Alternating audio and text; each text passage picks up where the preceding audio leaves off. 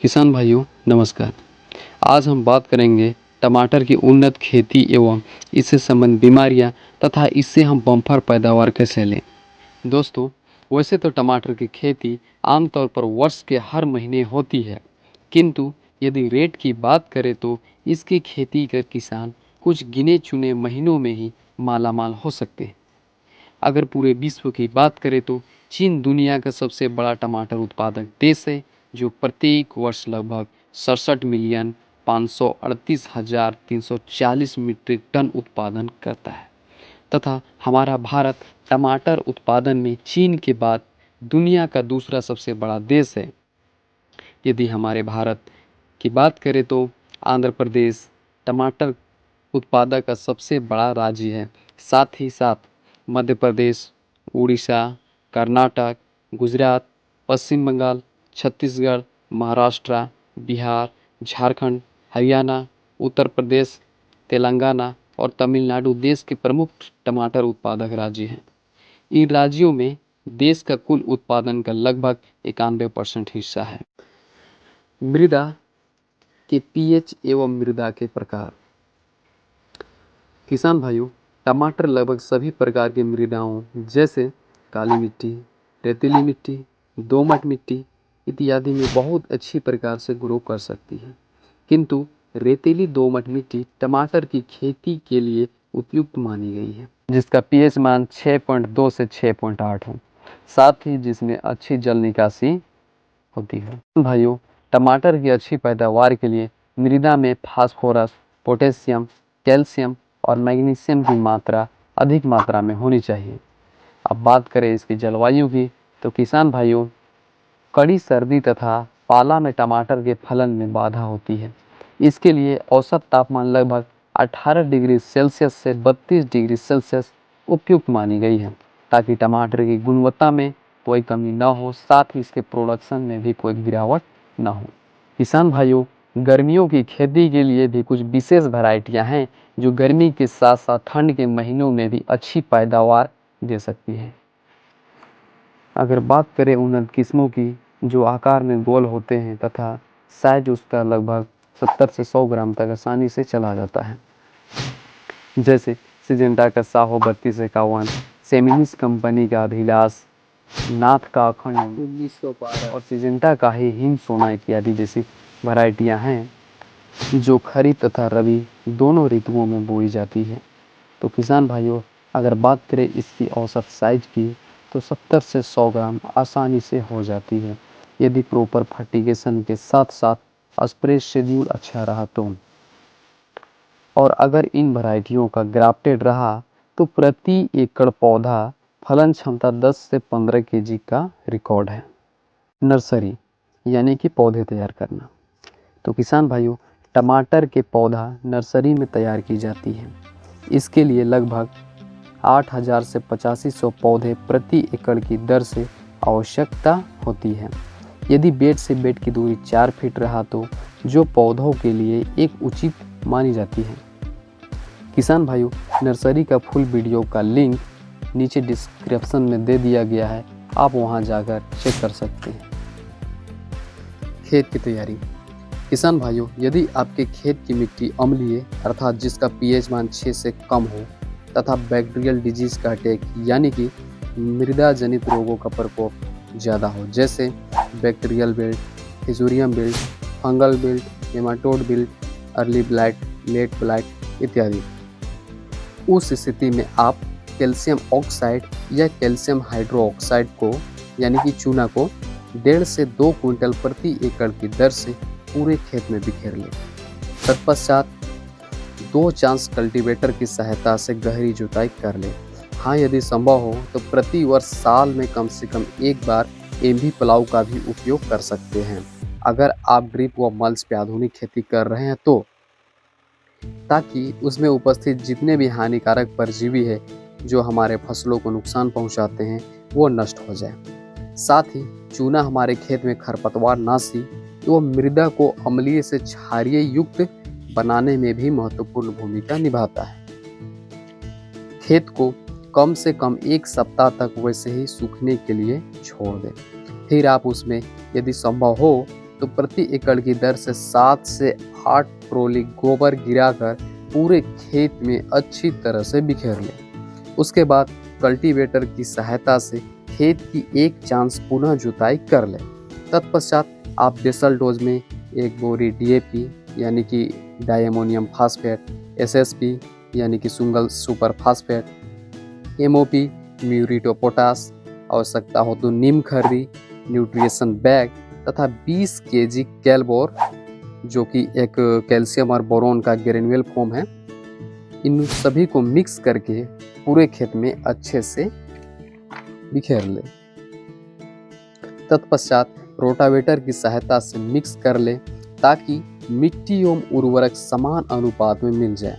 फिर उसके तुरंत बाद बेड मेकर की सहायता से बेड बना ले या फिर रोटर वाले बेड मेकर की सहायता से रोटर और बेड एक साथ ही बना लें।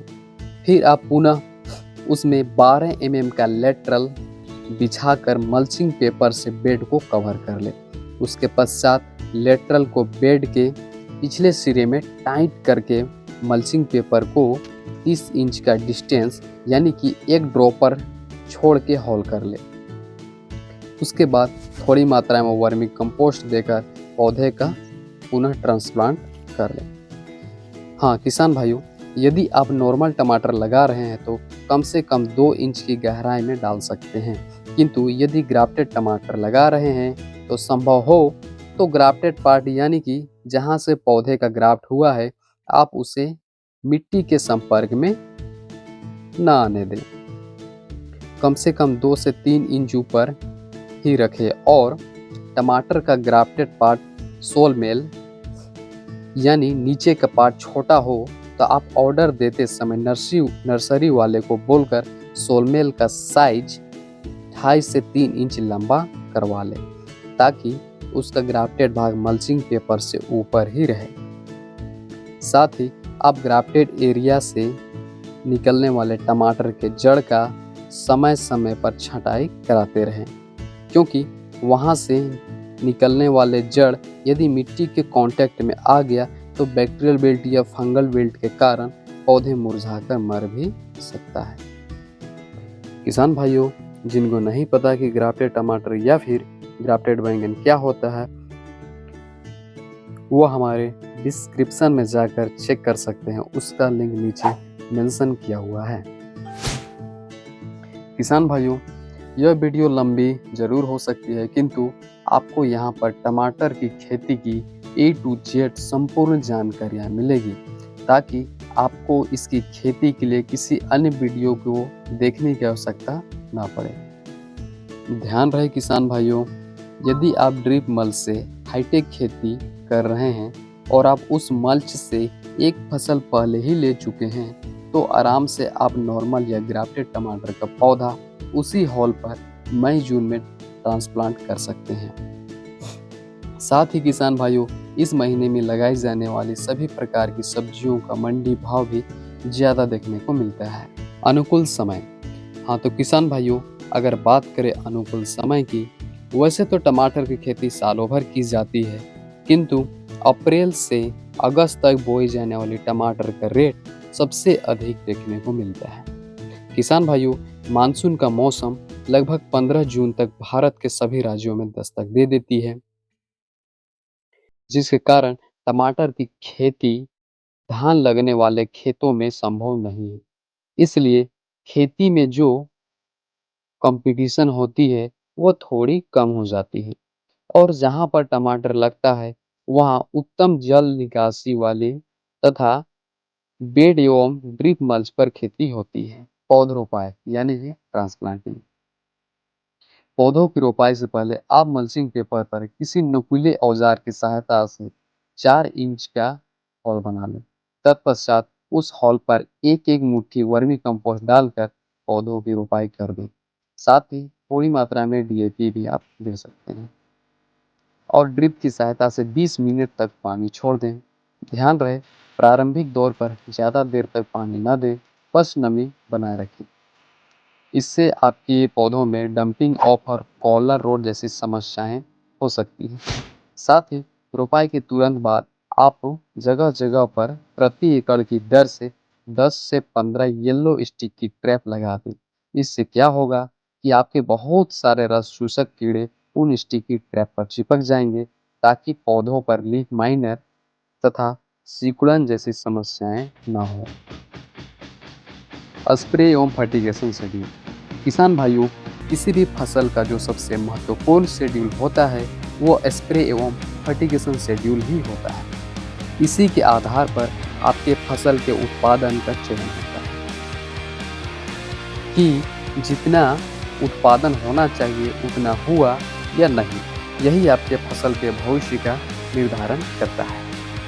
किसान भाइयों, पौधे के ट्रांसप्लांटिंग के 2 दिन बाद आप किसी भी कंपनी का यूनिक सबस्टेंस, कॉपर ऑक्सीक्लोराइड एवं उसके साथ एंटीबायोटिक, अगर टेक्निकल कंटेंट की बात करें तो उसमें स्ट्रेप्टोमाइसिन सल्फेट तथा टेट्रामाइसिन हाइड्रोक्लोराइड में स्टिकर या सिलिकॉन चिप को मिलाकर पौधे में ड्रिंचिंग करिए। फिर जब पौधे 1 सप्ताह के हो जाए तब आप उसमें ह्यूमी ब्लैक, सीएम ब्लू और एक्का का घोल बनाकर साथ में स्प्रेडर मिला के स्प्रे कर दें। आप यह प्रक्रिया पहले सप्ताह में 2 बार कर दें, 2 दिन गैपिंग रखकर। फिर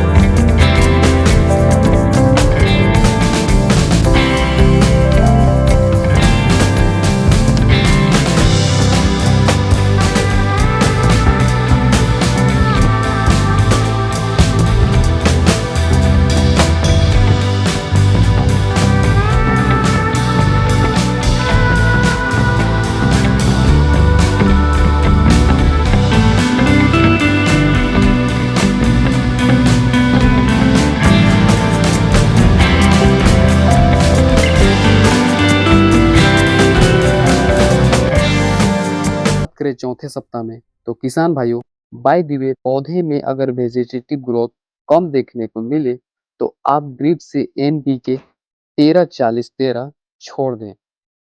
Here's a summary from IndiaMart.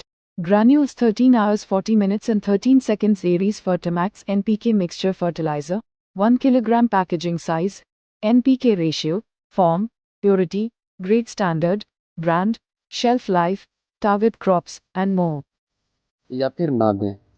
और अगर आपको लगता है कि पौधे में संपूर्ण विकास हो गया है, इसका वेजिटेटिव ग्रोथ देखने में अच्छा है या ज़्यादा हो गया है, फूल ज़्यादा नज़र आ रहे हैं, तत्पश्चात आप उस समय एनपीके 05234 के साथ माइक्रोन्यूट्रिएंट्स, हाइड्रोप्रो गोल्ड या एरिस्टोटल भी ड्रिप से छोड़ सकते हैं। किसान भाइयों, 05234 आपको प्रति एकड़ 3 kg और माइक्रोन्यूट्रिएंट्स जो हम बोले थे हाइड्रोप्रो गोल्ड या एरिस्टोटल ये आपको दोनों में से कोई एक 500 ml लेना है। और भी ज़्यादा बेहतर परिणाम पाने के लिए आप एचडी में NPK 05234 के साथ हाइड्रोप्रो गोल्ड या फिर एरिस्टोटल, यदि विशेष प्रकार की कीटों का भी प्रकोप है तो आप उसमें कीट विशेष इंसेक्टिसाइड भी मिलाकर स्प्रे ले सकते हैं।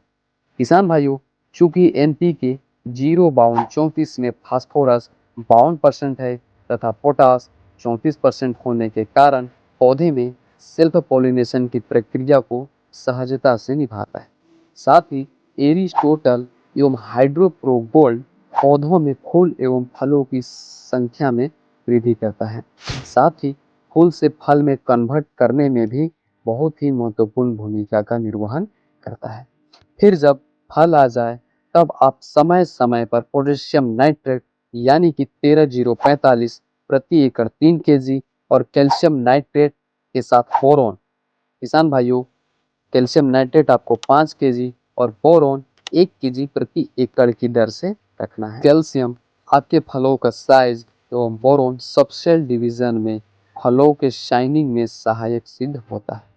जब फलों का साइज बड़ा हो जाए एवं हार्वेस्टिंग होने लगे उस समय आप बीच-बीच में वाटर सोल्यूबल फर्टिलाइजर जैसे कि 13045, 05234, 0050 CN यानी कैल्शियम नाइट्रेट के साथ बोरोन की मात्रा को बरकरार रखें। बोरोन को आप 05234 और 0050 के साथ भी ड्रिप फर्टिगेशन कर सकते हैं।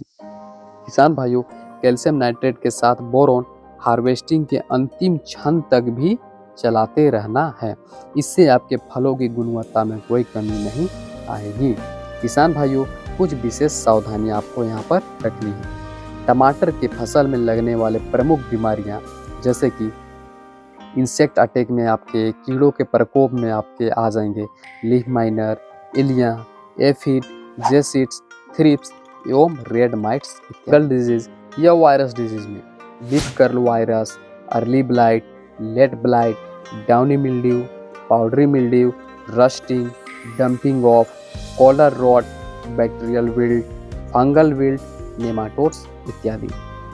ये बीमारियां कुछ प्रमुख हैं जिसे आपको समय समय पर आवश्यकता अनुसार इंसेक्टिसाइड, पेस्टिसाइड, फंगिसाइड एवं बैक्टीरिसाइड इत्यादि का ड्रिंचिंग एवं स्प्रे भी लेते रहना है। किसान भाइयों, ऐसे ही इंफॉर्मेटिव जानकारी लेने के लिए आप हमारे चैनल को शेयर करें, सब्सक्राइब करें एवं किसी भी प्रकार की समस्याओं का समाधान पाने के लिए आप हमें कमेंट भी कर सकते हैं। जय जवान, जय किसान, जय हिंद।